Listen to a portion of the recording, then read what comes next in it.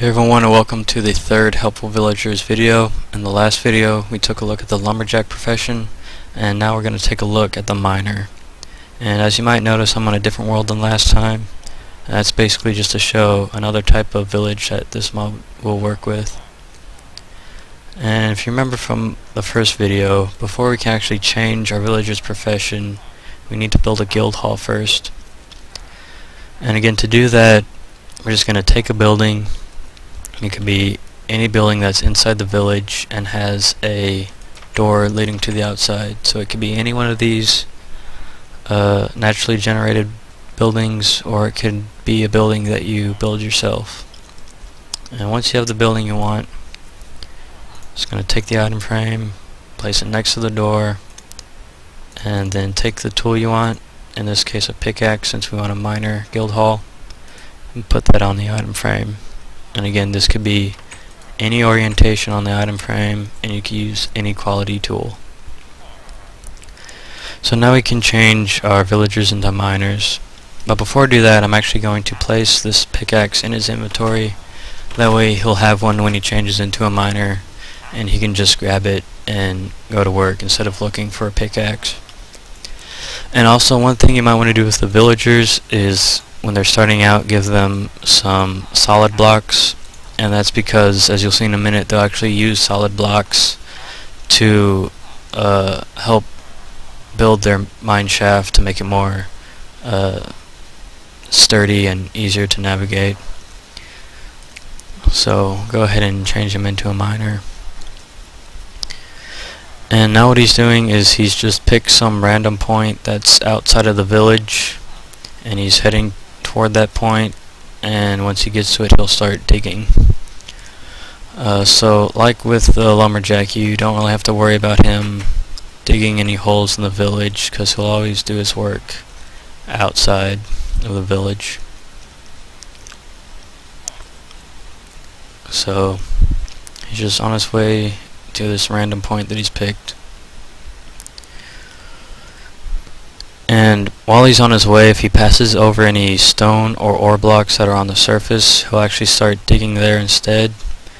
And this is because that's a pretty good indicator that there may be other ores or things nearby.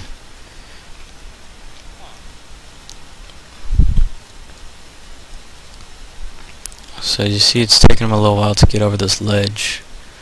So like with the lumberjack, you actually get him to follow you to get past any obstacles. And it's not really necessary, but it does speed things up a little bit. Now let's see if he'll go to this random spot. You see, it's a lot easier for him to navigate in flatter areas.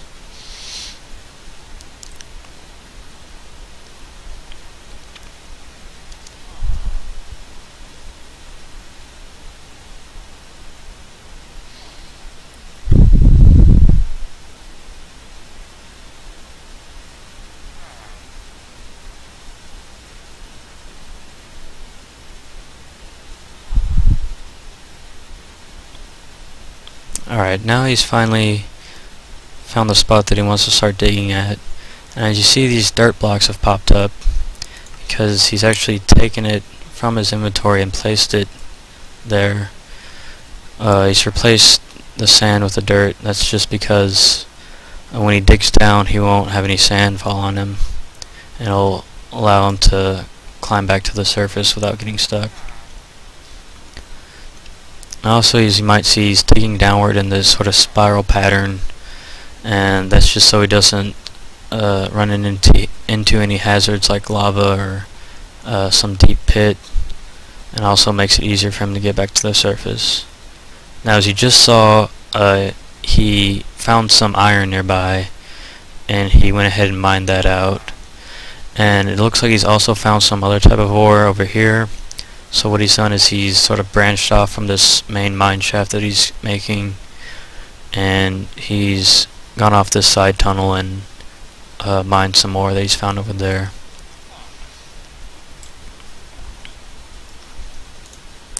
And as you might have noticed, he's placed a couple of dirt blocks here That's mainly just to help tunnel up the side tunnel he made a little bit so that he doesn't get stuck in any tunnels, and also in case any hostile mobs spawn, it'll be harder for them to reach this mine shaft if they spawn in the side tunnels.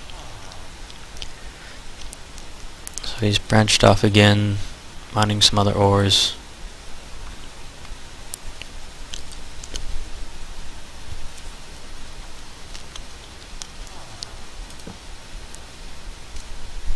And as long as he's found some ores nearby, he'll just keep branching off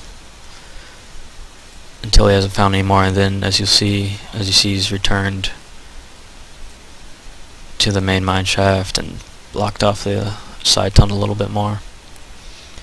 And he'll basically just keep doing this until, like the lumberjack, his tool breaks, which is about at half damage right now, or until his inventory fills up, or until it turns to night. And it looks like he might actually be returning soon since it's turned to night. Yeah, here he comes. And now he'll come back to his guild hall. I'm going to go ahead and place a chest in there so that he has something to put his stuff in. I'll make it a larger chest this time. It really doesn't matter what size of chest it is. They'll still use it.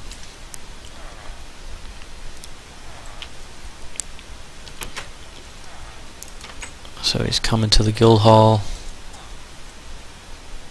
And he's gone to the chest, and as you see, he's dumped most of his inventory in the chest. So he's got about a stack and a half of cobblestone, some iron ore, some flint. He even mined a torch that I put down. And now, again, just sort of hang out here until it turns to daylight again. But you also notice that he kept this stack of dirt, and that's because, again, they need solid blocks to help build their mine shaft. So whenever he stores his inventory, he'll actually keep at least one stack of solid blocks. And we'll go ahead and change it back to daylight.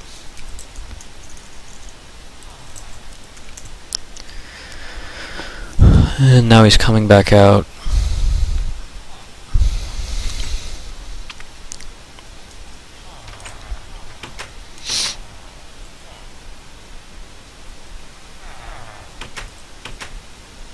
Some villagers in his way. Here he comes.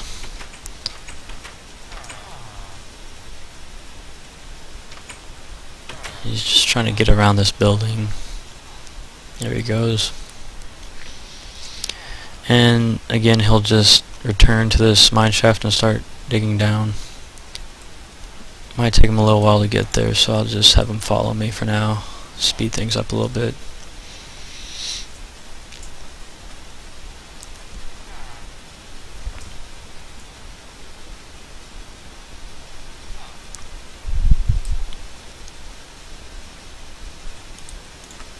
Alright, so now he's near the mine shaft, and he's going back down.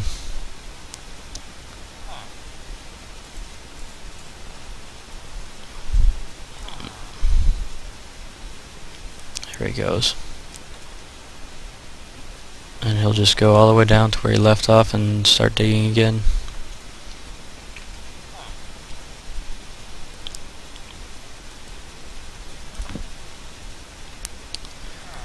And there he goes. He's found some more ore nearby, obviously, so he's going to mine that out. And he'll pretty much repeat this process, just digging down and looking for ores. Now once he reaches the bottom, meaning he reaches bedrock or any lava, he'll actually return to the surface, store his stuff in the guild hall chest, and then go out and find another mine, start digging down. And that's pretty much it for the miner. And in the next video we'll take a look at the farmer so tune in for that, and once again, thanks for watching.